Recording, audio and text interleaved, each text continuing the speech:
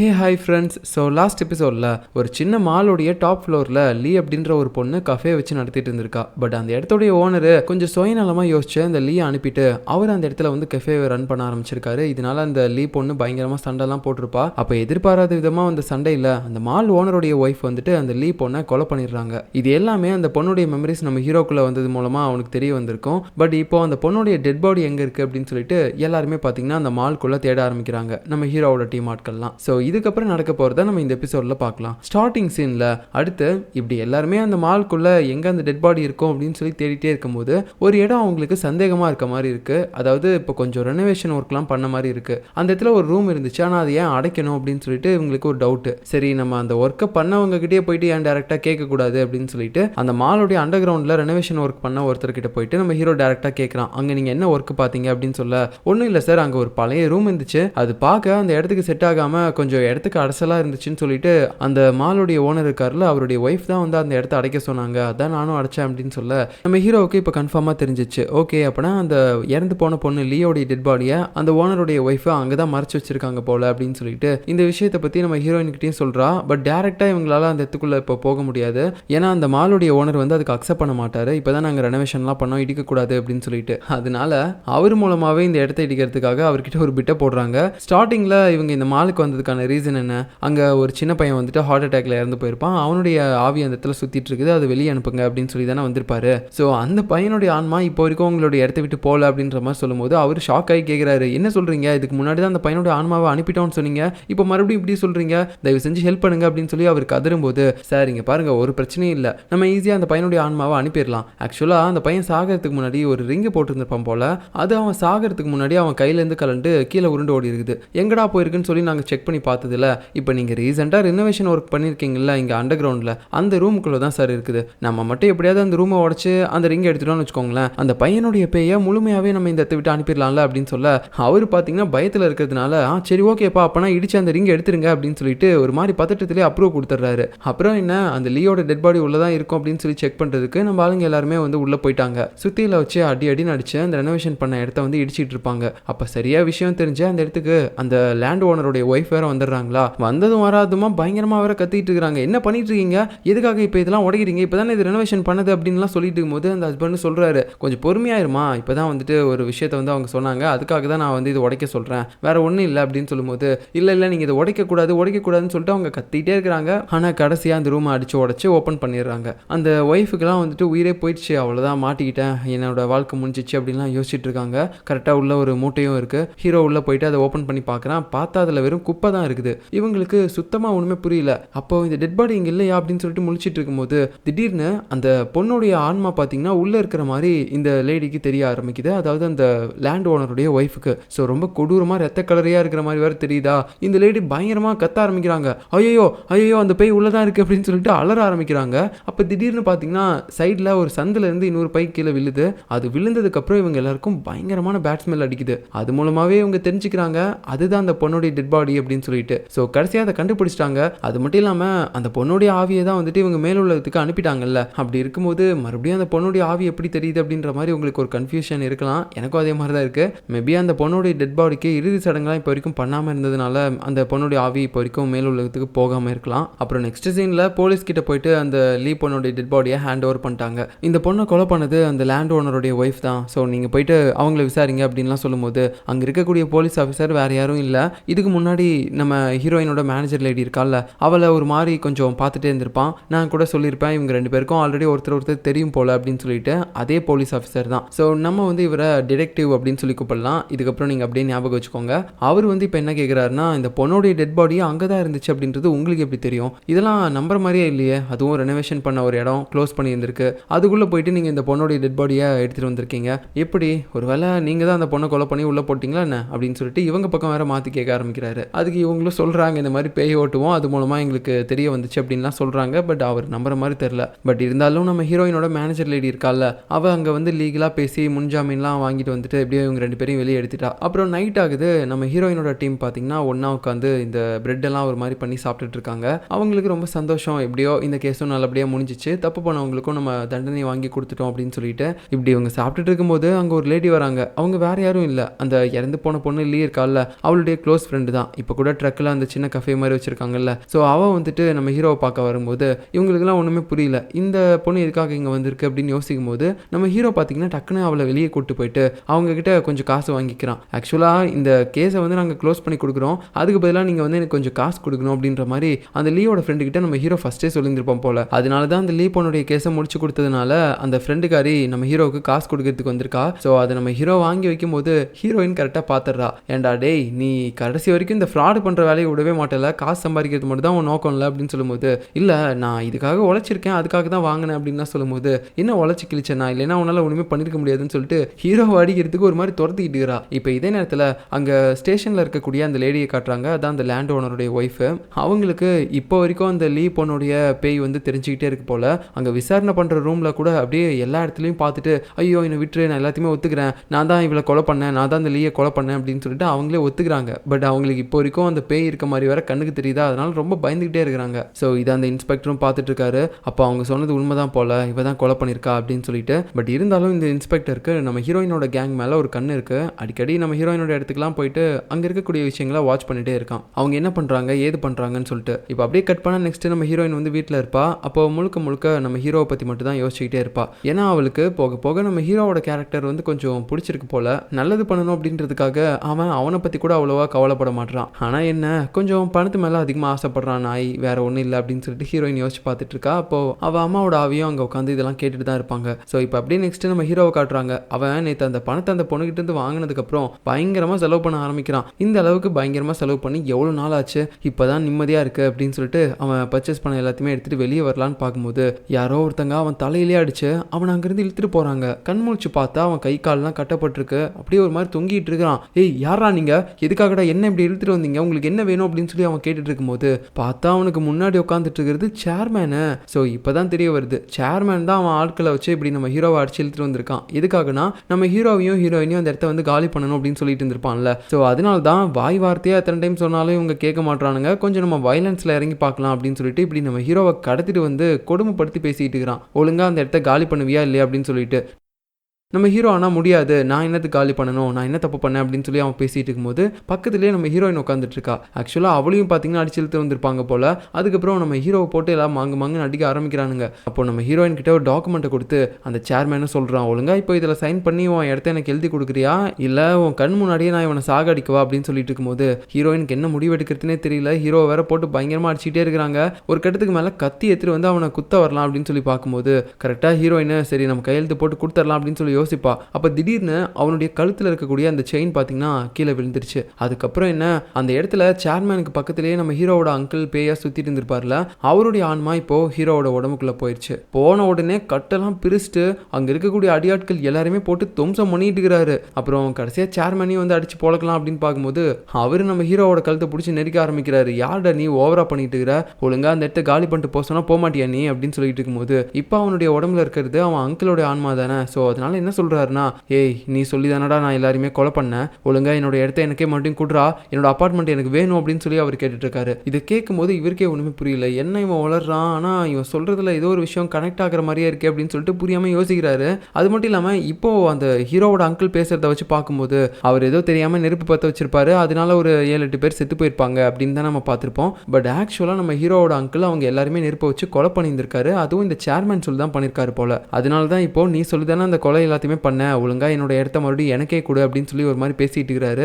சேர்மேனும் அப்படியே புரியாம முழிச்சிட்டு இருக்கும்போது ஹீரோவோட அங்கிள் அப்படியே இப்போ அவனை கீழே தள்ளி கழுத்து நெச்சு சாகடிக்கலான்னு பாக்குறாரு. இதை பார்த்துட்டு இருந்தா நம்ம ஹீரோயினும் ஐயோ இவன் கொலகாரனா மாறிடக்கூடாது அப்படின்னு சொல்லிட்டு அவளுடைய கட்டை அவுத்துட்டு அங்க கீழே கிடக்கக்கூடிய நம்ம ஹீரோவுடைய செயின் எடுத்துட்டு வந்து மறுபடியும் அவனுக்கே போட்டு விட்டுறா. அதனால அவன் உடம்புல இருந்த அவன் அங்கிளோட ஆவியும் இப்போ வெளியே போயிடுச்சு. அதுக்கப்புறம் நம்ம ஹீரோ கண் முழிச்சு பார்க்கும்போது அவன் ஹாஸ்பிட்டல்ல இருக்கான். பக்கத்துல நம்ம ஹீரோயின் வேற உட்காந்துட்டு இருக்கும்போது நான் இங்க எப்படி வந்தேன், கடைசியா என்னை யாரோ கடத்திட்டு போனாங்க, அவங்க என்ன ஒரு இடத்துல கட்டி வேற வச்சிருந்தாங்க, அது அந்த சேர்மேனும் அவனுடைய ஆட்களும் தானே, ஏதோ அந்த இடத்த காலி பண்ணணும் அப்படின்னு சொல்லி என்கிட்ட பேசியிருந்தாங்க. அதுக்கப்புறம் எனக்கு என்ன ஆச்சுன்னே தெரியலையே, நீ எப்படி அங்கிருந்து தப்பிச்சு வந்த அப்படின்னு சொல்லிட்டு இருக்கும்போது அவனுங்களாம் கொஞ்ச நேரம் அவனை மிரட்டிட்டு அதுக்கப்புறம் விட்டு ஓடிட்டானுங்க. அதனால தான் நான் அவனை இங்கே கூப்பிட்டு வந்தேன் அப்படின்னு சொல்லிட்டு இருக்கும்போது ஹீரோவுக்கு அப்பதான் ஒரு விஷயம் தோணுது. ஆமா என்னை மண்டையில் அடிச்சு பயங்கரமா இழுத்துட்டு வந்தாங்க, உன்னை எப்படி வந்தாங்க, உன்னையும் அடிச்சு இழுத்துட்டு வந்தாங்க அப்படின்னு சொல்ல ஹீரோயின் இந்த இடத்துல ஒரு விஷயத்த வந்து யோசிச்சு பார்க்குறா. ஆக்சுவலா அவளை வந்து இழுத்துட்டு வரதுக்கு முன்னாடி அந்த சேர்மேனுடைய ஆட்கள் 2 பேரும் வந்து அவளை சுற்றி வளைச்சிருப்பாங்க. ஆனால் நம்ம ஹீரோயின் ஹீரோயின் தான் பயங்கரமாக சண்டை போடுவாள்ல, ஸோ அவங்க 2 பேரையும் போட்டு நொறுக்கி எடுத்துட்டு அதில் ஒரு அடியாள் கிட்ட இந்த மாதிரி யார்டா அவங்கள அனுப்புனது, எதுக்காகடா இப்போ என்னை கடத்திட்டு போக வந்தீங்க அப்படின்னு சொல்லும்போது அந்த அடியாளில் ஒருத்தன் பார்த்தீங்கன்னா நம்ம ஹீரோவை கட்டி போட்டிருக்க மாதிரி ஒரு ஃபோட்டோவை காட்டுறான். அதை பார்த்தோன்னே இவளுக்கு கொஞ்சம் பயம் வந்துருச்சு. ஐயோ ஹீரோ ஏதாவது ஒன்று பண்ணிட போறானுங்க அப்படின்ட்டு நம்ம ஹீரோவை காப்பாற்றுறதுக்காக தான் இவங்க கூட வந்திருப்பா, மற்றபடி அவங்க அடிச்செல்லாம் அவளை கூப்பிட்டு வரல. இதை இப்போ நம்ம ஹீரோயின் யோசிச்சு பார்த்துட்டு நம்ம ஹீரோ கேட்ட கேள்விக்கு ஆமாம் உன்ன மாதிரி தான் என்னையும் அடிச்சு இழுத்துட்டு வந்தாங்க அப்படின்ற மாதிரி போய் சொல்லிடுறா. அது மட்டும் இல்லாமல் நம்ம ஹீரோயினுக்கு இப்போ இன்னொரு விஷயமும் தெரிய வந்துருச்சு. அந்த ஹீரோவோட அங்கிள் ஆன்மா தானே ஹீரோவோட உடம்புக்குள்ளே போயிட்டு அந்த மாதிரிலாம் பேசியிருக்கோம். இந்த மாதிரி நீ சொல்லி தானே நான் ஒரு சில பேர்லாம் கொலை பண்ணேன், ஒழுங்கா என்னோட இடத்த எனக்கு கொடு அப்படின்னு சொல்லிட்டு நம்ம சேர்மேன்ட்ட பேசியிருக்கோம்ல, அது எல்லாத்தையுமே நம்ம ஹீரோயின் கேட்டுட்டு ஹீரோவோட அங்கிள் ஒரு கொலைகாரன் அப்படின்ற மாதிரி முடிவு பண்ணிடுறா. அந்த மாதிரி ஒரு கொலைகாரனுக்கு பேய் ஓட்டுறதுக்கு எங்கள் அம்மா ஹெல்ப் பண்ணி இப்போ கடைசியாக செத்தே போயிட்டாங்களே அப்படின்னு சொல்லிட்டு ஹீரோயின் மறுபடியும் அதை பற்றி எப்படியோ யோசிச்சுட்டு இருக்கா. ஸோ இவளுக்கு இப்போ வரைக்கும் தெரியாது அவரு நம்ம ஹீரோவோட அங்கிள் அப்படின்னு சொல்லிட்டு.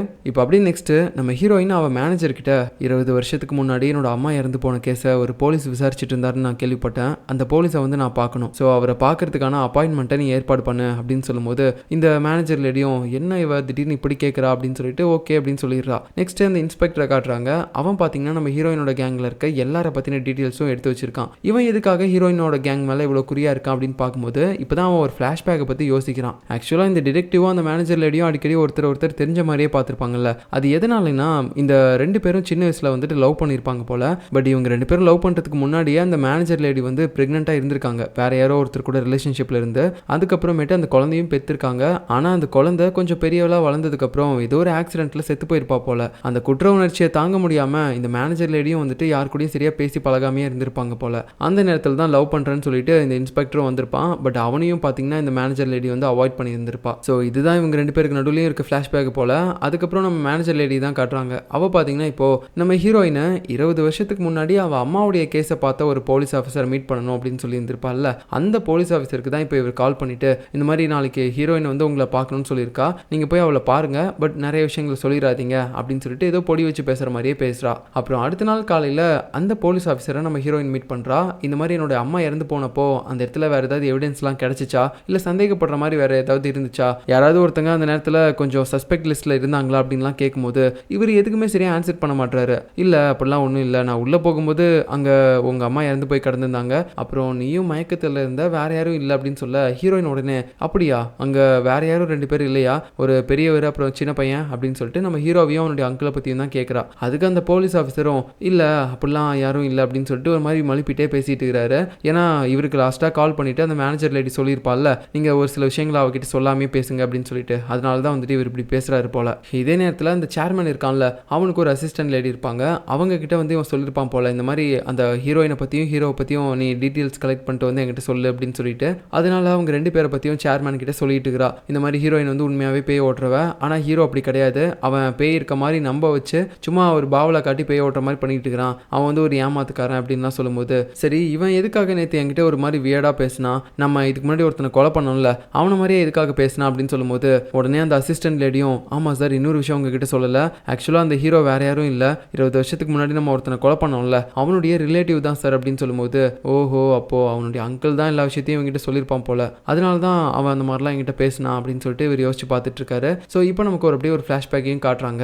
20 வருஷத்துக்கு முன்னாடி நம்ம ஹீரோவுடைய அங்கிள் பார்த்தீங்கன்னா ஒரு மாதிரி பைத்தியம் முடிச்ச மாதிரி இருந்திருப்பாரு. ஏன்னா நம்ம ஹீரோவுடைய உடம்புல வந்து ஒரு பேய் பூந்திருக்கும். எப்படின்னா அந்த கன்ஸ்ட்ரக்ஷன் நடந்த இடத்துல இவர் நெருப்பு வச்சு ஒரு சில பேரை கொலை பண்ணியிருந்திருப்பார்ல, அப்படி இறந்து போனவங்கள யாரோ ஒருத்தருடைய ஆவிதான் வந்துட்டு நம்ம ஹீரோவோட உடம்புக்குள்ள போயிடுச்சு அப்படின்ற மாதிரி அவர் ரொம்ப கில்ட்டாக ஃபீல் பண்ணியிருந்திருக்காரு. என்னால் தான் இப்போ இவன் இந்த நிலைமையில் இருக்கான், இதை எப்படியாவது சரி பண்ணணும், நான் போலீஸ் கிட்ட போக போகிறேன் அப்படின்லாம் சொல்லிட்டு இருந்திருப்பாரு. ஸோ அந்த நேரத்தில் தான் சேர்மேன் அதை பார்த்துட்டு என்ன பண்ணுற, போலீஸ் கிட்ட போய் சொல்ல போறியா, அந்த மாதிரிலாம் சொன்னின்னு வச்சுக்கோ, ஏன் எல்லாருமே சேர்ந்து ஒன்றா போக வேண்டியதுதான் ஜெயிலுக்குள்ள, இப்போ உனக்கு என்ன அந்த சின்ன பையனுக்கு எதுவும் ஆகக்கூடாது, அதை நான் பார்த்துக்கிறேன், அவனை நல்லபடியாக நான் பார்த்துக்கிறேன், அதே சமயம் நீ வந்து எனக்கு எதிராக எதுவுமே சாட்சி சொல்லிடாத, அது மட்டும் இல்லாமல் நம்ம போட்ட டீல் படி அந்த வீட்டை நான் உனக்கே கொடுத்துட்றேன், பட் அதுக்கு முன்னாடி நீ பண்ண எல்லா விஷயத்தையுமே ஒத்துக்கிட்டு எனக்கு வந்து ஒரு லெட்டர் எழுதி கொடுக்கணும் அப்படின்னு சொல்லும்போது, சரி ஓகே சார் நான் பண்ணுறேன் அப்படின்னு சொல்கிறான். நான் அதை பண்ணதுக்கப்புறம் நம்மளுடைய டீல் படி நீங்கள் எனக்கு இப்போயாவது ஏதாவது ஒரு வீட்டை கொடுப்பீங்கல்ல அப்படின்னு சொல்லி கேட்கும்போது, கண்டிப்பாக உனக்கு ஒரு அப்பார்ட்மெண்ட் இருக்குடா நான் உனக்கு கொடுத்துட்றேன் அப்படின்னு சொல்கிறாரு. அதுக்கப்புறமேட்டு தான் அவன் என்ன பண்ணியிருக்கான்னு பார்த்தீங்கன்னா ஒரு லெட்டர் எழுதியிருக்கான். இந்த மாதிரி நான் தான் வந்து எல்லாருமே வந்து கொலை பண்ணேன், இவங்க எல்லாருமே தீ வச்சு நான் தான் கொலை பண்ணேன்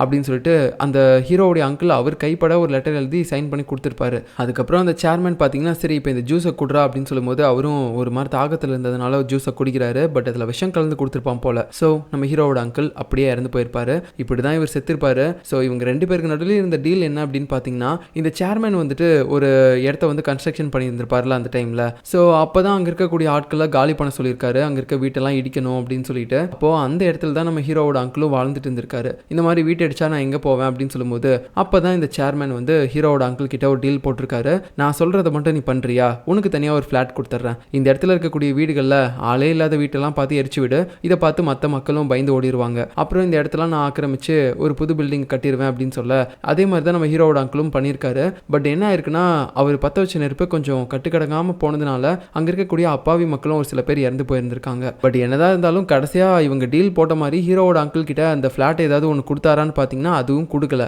அந்த கோவத்தில் தான் இப்போ வரைக்கும் அந்த சேர்மேன் கிட்டே நம்ம ஹீரோவோட அங்கிள் ஆவியாக சுற்றிட்டு இருக்காரு, அந்த சேர்மேனை பழி வாங்கணும் அப்படின்றதுக்காக. அதனால தான் நேற்று நம்ம ஹீரோவோட கழுத்துலேருந்து அந்த செயின் இறங்கின உடனே அவனை பழி வாங்குறதுக்காக டக்குன்னு ஹீரோவோட உடம்புக்குள்ளே போயிட்டு எல்லாருமே அடிச்சிருந்திருப்பாரு. ஸோ எதனால நம்ம ஹீரோவோட அங்கிள் இறந்து இப்போ ஆவியாக சுற்றிட்டு இருக்காரு, அப்புறம் அந்த சேர்மேனுக்கும் அந்த ஹீரோவோட அங்கிளுக்கும் என்ன சம்மந்தம் அப்படின்ற எல்லாமே இப்போ உங்களுக்கு இது மூலமாக தெரிஞ்சிருக்கும். இப்போ அப்படியே நெக்ஸ்ட் சீனில் நம்ம ஹீரோவுக்கும் பார்த்தீங்கன்னா இப்போ தான் அவன் அங்கிளை பற்றின விஷயம்லாம் தெரிய வருது. அவன் அங்கிள் வந்து கடைசியாக ஒரு லெட்டர் எழுதி கொடுத்துருப்பார்ல, அவர் அந்த வீட்டெல்லாம் தீ வச்சு எரிச்சு ஒரு சில பேரை கொலை பண்ணியிருந்திருப்பார்ல. ஆனால் அதை அவர் கொலை பண்ணணும் அப்படின்னு நினச்சி பண்ணியிருக்க மாட்டார், அந்த சேர்மன் சொல்லி தான் பண்ணியிருந்திருப்பாரு. ஆனால் அதனால அந்த மக்கள்லாம் இறந்து போவாங்க அப்படின்னு சொல்லி அவர் நினைக்கல. பட் இருந்தாலும் அவர் இந்த மாதிரி தீ வச்சு எரிச்சு நிறைய பேர் இறந்து போன விஷயத்தை பற்றி அவர் கையாலேயே ஒரு லெட்டர் எழுதி வச்சு அந்த சேர்மன் அதை வாங்கியிருந்திருப்பான்ல, அந்த லெட்டரை போய் போலீஸ் ஸ்டேஷனில் கொடுத்துருப்பான் போல. ஸோ அதனால அவங்க எல்லாரும் இறந்து போனதுக்கு நம்ம ஹீரோவோட அங்கிள் தான் காரணம் அப்படின்னு சொல்லி கேஸை முடிச்சிருந்திருப்பாங்க. இப்போதான் அந்த கேஸ் ஃபைல்ஸ் எல்லாமே நம்ம ஹீரோ ஆன்லைனில் பார்த்து படிக்க ஆரம்பிக்கிறான். அவனுக்கு ரொம்ப ஷாக் ஆயிடுச்சு, ஏன்னா அதெல்லாம் இப்போதான் இவனுக்கு தெரிய வருது போல. என் அங்கிள் ரொம்பவே நல்லவர், அவர் கண்டிப்பாக யாரையுமே கொலை பண்ணியிருந்திருக்க மாட்டாரு, இந்த விஷயத்தை நான் அவ்வளோ ஈஸியாக விடவே மாட்டேன் அப்படின்னு சொல்லிட்டு நம்ம ஹீரோ இப்போ இந்த விஷயத்தை பற்றி தெரிஞ்சுக்க ஆரம்பிக்கிறான். அப்புறம் கடைசியாக பார்த்தீங்கன்னா இதுக்கும் இந்த சேர்மேனுக்கு தான் சம்மந்தம் அப்படின்றதும் அவனுக்கு தெரிய வருது. அந்த டைம்லையும் இந்த நாயை இதே வேலையாக தான் இருந்திருக்கான் போல, எல்லா இடத்தையும் காலி பண்ணி அங்கே பெரிய பெரிய அபார்ட்மெண்ட் கட்டுற வேலையா அப்படின்னு சொல்லி அந்த சேர்மேனோட ஆஃபீஸ்க்கே போயிட்டு நம்ம ஹீரோ கொஞ்ச நேரத்துக்கு எல்லா இடத்தையுமே பார்த்துட்டு இருப்பானா. அப்போது அந்த சேர்மேனோட ஆஃபீஸில் இருந்து அந்த சேர்மனுடைய அசிஸ்டண்ட்டும் நம்ம ஹீரோயினோட மேனேஜர் லேடியும் பேசிட்டு வந்துட்டு இருக்காங்க. இதை பார்த்துட்டு இவன் ஒளிஞ்சுக்கிறான், இவன் எதுக்காக இந்த சேர்மனோட ஆஃபீஸ்க்கு வந்துட்டு போறா அப்படின்னு சொல்லி ஹீரோ புரியாமல் பார்த்துட்டு இருக்கான். அப்புறம் நைட்டு ஃபாலோ பண்ணிட்டே போகிறான். அவகிட்ட வந்து ஓப்பனாக கேட்டுறான், நீ எதுக்காக சேர்மனோட இடத்துக்கு போயிட்டு வந்திருக்க, இது ஹீரோயினுக்கு தெரியுமா, அதுவும் இல்லாமல் சேர்மன் இப்போ நமக்கு அகேன்ஸ்டாக இருக்க ஒரு ஆள், அவனை எதுக்காக நீ இந்த மாதிரி போய் பார்த்துட்டு வரணும், எங்களுக்கு தெரியாமல் ஏதாவது பிளான் பண்ணுறியா என்ன, என்கிட்ட ஏதாவது மறைக்கிறியா என்ன அப்படின்னு சொல்லும்போது நான் எதுவும் மறைக்கலப்பா, நான் சும்மா பிஸ்னஸ் விஷயமா தான் பேசிட்டு வந்தேன், ஒருவேளை இதை பற்றி நீ ஹீரோயின்ட்ட சொல்கிறதா இருந்தால் சொல்லிக்கோ, எனக்கு ஒரு பிரச்சனையும் இல்லை அப்படின்னு சொல்லிட்டு அவள் பாட்டுக்கு போகிறா.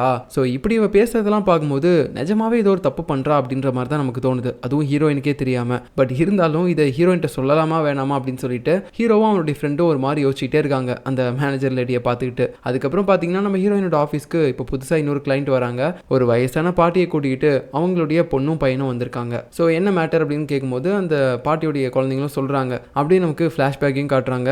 என்னன்னா இந்த பாட்டிக்கு சொந்தமான ஒரு வீடு இருக்குது, அந்த வீட்டை வந்து அவங்க இப்போ வரைக்கும் விற்கவே இல்லை, அதுவும் இல்லாமல் ரொம்ப நாளாக வந்து பூட்டியே தான் கிடந்துச்சு. ஸோ யாராவது ஒருத்தங்களுக்கு நம்ம ரெண்ட்டுக்கு விடலாம் அப்படின்றதுக்காக இவங்க ஒரு சிங்கிள் மதருக்கும் அவங்க பையனுக்கும் வந்துட்டு அந்த வீட்டை ரெண்ட்டுக்கு விட்டுருக்காங்க, அந்த பாட்டியோடைய பழைய வீட்டை. ஸோ அந்த இடத்துக்கு இவங்க போனதுக்கு அப்புறமேட்டு அந்த அம்மா தூங்கிட்டு இருக்கும்போது திடீர்னு அவங்க பையன் பின்னாடி வர மாதிரி அவங்களுக்கு சத்தம் கேட்குது. திரும்பி பார்க்குறாங்க, அங்கே யாருமே இல்லை, ஆனால் ஏதோ பேய் நிற்கிற மாதிரி டக்குன்னு தெரியுது. சரி ஏதோ கற்பனையாக தான் இருக்கும் அப்படின்னு சொல்லிட்டு இவங்க உடனே அவங்க பையனை பார்க்கறதுக்காக அவன் இடத்துக்கு போகலான்னு பார்க்கும்போது கிச்சன்லேருந்து ஏதோ சவுண்டு வருது, யாரா அது அப்படின்னு சொல்லிட்டு இவங்க போய் பார்த்தா அங்கே சக்கரை டப்பா கீழே விழுந்து கிடக்குது. அங்கே இருக்க சர்க்கரையை அவங்க பையன் எடுத்து சாப்பிட்டுக்கிட்டே இருக்கிறான். என்னடா தம்பி உனக்கு ஆச்சு அப்படின்னு சொல்லிட்டு இருக்கும்போது அவனும் திரும்பி பார்த்தா ஒரு வயசான பேய் அவனுடைய மூஞ்சில தெரியுது. அவங்களுக்கு தூக்கி வாரி போட்டுறது, மயக்கம் போட்டு விழுந்துடுறாங்க. ஸோ இந்த மாதிரி அங்கே ஒரு பேய் இருக்கு அந்த வீட்டில் அப்படின்ற விஷயம் அந்த சிங்கிள் மதருக்கு தெரிஞ்சிருச்சு. ஸோ இந்த விஷயத்தை பற்றி இந்த இடத்துடைய ஓனரான இந்த பாட்டிக்கிட்டையும் அவங்களுடைய பசங்க கிட்டையும் சொல்லியிருப்பாங்க போல. அதனால தான் இவங்களும் வந்துட்டு இது எல்லாத்தையுமே ஹீரோயின்ட்ட சொல்லி அந்த பேயை வந்து நீங்கள் தான் ஓட்டணும் அப்படின்னு சொல்லி கூப்பிடுறாங்க. நம்ம ஹீரோயினும் சரின்னு சொல்லிடுறா. அதுக்கப்புறம் பார்த்தீங்கன்னா அடுத்த நாள் காலையிலே ஹீரோவும் ஹீரோயினும் இப்போ அந்த வீட்டுக்கு போகிறாங்க, அந்த பழைய வீட்டுக்கு. ஸோ உள்ளே போய் பார்க்கும்போது அங்கே பேய் இருக்க மாதிரி எதுவுமே நம்ம ஹீரோயினுக்கு தெரியல. பட் கடைசியாக ஒரு இடத்துல வந்து பேய் இருக்கிறத கண்டுபிடிச்சிடறா, அந்த மந்திரகன்லாம் எடுத்து வச்சுக்கிட்டு. அது வந்து ஒரு வயசான தாத்தாவுடைய பேய் தான். அவர் வந்து பார்த்தீங்கன்னா ஏதாவது அட்டாக் பண்ணுற மாதிரி பண்ணுவார் அப்படின்னு பார்க்கும்போது ஹீரோயினை பார்த்துட்டு பார்த்தும் பார்க்காத மாதிரி அங்கேருந்து போகிறாரு. அதுவும் இல்லாமல் இதுக்கு முன்னாடியே அந்த பையனுடைய உடம்புக்குள்ளே போகும்போது சர்க்கரையை தானே எடுத்து சாப்பிட்ருப்பாரு, அதே மாதிரி இப்பயும் கிச்சனில் இருக்க சர்க்கரை எடுக்கலாம் அப்படின்னு சொல்லி ட்ரை பண்ணுறாரு. ஆனால் இவருக்கு யாராவது ஒருத்தங்களுடைய உடம்பு உடம்பு கிடைச்சா மட்டும் தானே பொருளெல்லாம் நகர்த்த முடியும். ஸோ அதனால அப்படி நகர்த்த முடியாமல் ஒரு மாதிரி அந்த பாட்டில் எடுக்க ட்ரை பண்ணிட்டே இருக்காரு. ஹீரோயினுக்கு புரிஞ்சிச்சு இந்த வயசான பேய்க்கு வந்து என்ன பண்ணுறோம் ஏது பண்ணுறோன்றதே தெரில, அதனால நம்ம ஈஸியாக வந்து இதை ஓட்டிடலாம் அப்படின்னு சொல்லிட்டு அவள் அப்படியே வெளியே வந்துடுறா. வெளியே வந்து பார்க்கும்போது இப்போ இந்த வீட்டில் ரெண்டுக்காக தங்கியிருக்காங்கல்ல அந்த சிங்கிள் மதரும் அந்த பையனும், அவங்க அப்படியே கேட்குறாங்க அந்த பேய் போயிடுச்சா அப்படின்னு சொல்லிட்டு. நம்ம ஹீரோயினும் நாங்கள் இப்போ வரைக்கும் இந்த வித எக்யூப்மெண்ட்ஸும் எடுத்துகிட்டு வரல, ஸோ அதை எடுத்துகிட்டு வந்து நாங்கள் ஓட்டிடுறோம், ஆனால் பேய் உள்ளே தான் இருக்குது அப்படின்னு சொல்லிடுறாங்க. அப்போ அது வரைக்கும் நாங்கள் உள்ளே போகலன்னு சொல்லிட்டு வெளியே நிற்கும் போது நம்ம ஹீரோவும் பார்த்தீங்கன்னா அவன் கழுத்தில் இருக்கக்கூடிய அந்த செயினை கழட்டி அந்த பையனுடைய கழுத்தில் போட்டுறான். இங்கே பாரு தம்பி, இது உன் கழுத்தில் இருக்கிற வரைக்கும் எந்த பெயினாலையும் உன்னோட உடம்புக்குள்ளே போக முடியாது, ஏன்னா உன்ன மாதிரி தான் நானும், ஸோ இதை மட்டும் மாட்டிக்கோ, எக்காரணத்தை கொண்டும் கழட்டிடாத, இப்போ நீங்கள் 2 பேரும் உள்ளே போகலாம், இந்த வித பிரச்சனையும் வராது அப்படின்னு சொல்லிட்டு நம்ம ஹீரோ வரான். நம்ம ஹீரோயின் தனியாக அதுக்கப்புறம் அவனை கூப்பிட்டு பயங்கரமாக அடிக்கிறா. உனக்கு என்ன பைத்தியமாடா பிடிச்சிருக்குது, அந்த செயின் இருக்காக்கடா அந்த பையனுக்கிட்ட கொடுத்த, இப்போ உனக்காக நம்ம அடி புதுசாக ரெடி பண்ணுமா என்ன அப்படின்னு சொல்லிட்டு இருக்கும்போது, அடிக்காத, நானும் அந்த பையனுடைய ஸ்டேஜ் எல்லாம் தாண்டி வந்திருக்கேன், அந்த நேரத்தில் இப்படி ஒருத்தங்களோட உடம்புக்குள்ளே பேய் போயிட்டு வந்துச்சுன்னா அது அவனை சுற்றி இருக்கவங்களுக்கு எவ்வளோ கஷ்டத்தை கொடுக்கும் அப்படின்றது எனக்கு தெரியும், அதனால தான் அந்த மாதிரி ஒரு கஷ்டத்தை அவன் தாண்டி வரக்கூடாதுன்றதுக்காக நான் கொடுத்தேன் அப்படின்னு சொல்லிடுறான். ஸோ இப்போ நம்ம ஹீரோவோட டீம் வீட்டுக்கு வந்துட்டு கம்ப்யூட்டரில் நோண்டிகிட்டு இருக்கிறாங்க. என்னன்னா இப்போ அந்த வீட்டில் பார்த்தீங்கன்னா நிறைய பேர் இறந்து போயிருக்காங்க, ஒரு 2-3 பேர் இறந்து போயிருப்பாங்க போல. பட் அதில் யாருடைய ஆன்மா இப்போ அங்கே சுற்றிட்டு இருக்கிறது அப்படின்றது இவங்களுக்கு தெரியல. ஒரு ஆன்மாவை மேல் உலகத்துக்கு அனுப்புறதுக்கு முன்னாடி அதோடைய பேர் இவங்களுக்கு தெரிஞ்சிருக்கணும். ஸோ ஃபர்ஸ்ட் அந்த பேரை கண்டுபிடிக்கிறதுக்காக தான் இவங்க ட்ரை பண்ணிட்டு இருக்காங்க. பார்க்கும்போது அந்த வீட்டில் இறந்து போன யாருமே இப்போ நம்ம ஹீரோயின் பார்த்தால அந்த ஆன்மா மாதிரி இல்லை. ஸோ இவங்க யாருமே கிடையாது அப்படின்னு சொல்லும்போது அந்த வீட்டுடைய ஓனர் அந்த பாட்டி இருக்காங்களா அவங்க கிட்டே போயிட்டு உங்களுக்கு தெரிஞ்ச யாராவது ஒருத்தங்க அந்த வீட்டில் இறந்து போயிருக்காங்களா அப்படின்னு கேட்கும்போது அந்த பாட்டியும் இப்போ ஒரு ஃப்ளாஷ்பேக்கை சொல்கிறாங்க. என்னன்னு பார்த்தா அந்த பாட்டி சின்ன பொண்ணாக இருக்கும்போது அவங்களுக்கு ஒரு தம்பியும் இருந்திருக்கான். 2 பேருமே வந்து அடிக்கடி சண்டை போடுவாங்க. என்ன ரீசனுக்காகனா அவங்களுக்கு ஒரு அப்பா இருந்திருக்காங்க. அந்த அப்பா வந்துட்டு கொஞ்சம் ஆட்டிசம் நோயினால் பாதிக்கப்பட்டவராக இருப்பார் போல, அதாவது அவருக்கு மறதி நோய் இருந்திருக்கும் போல.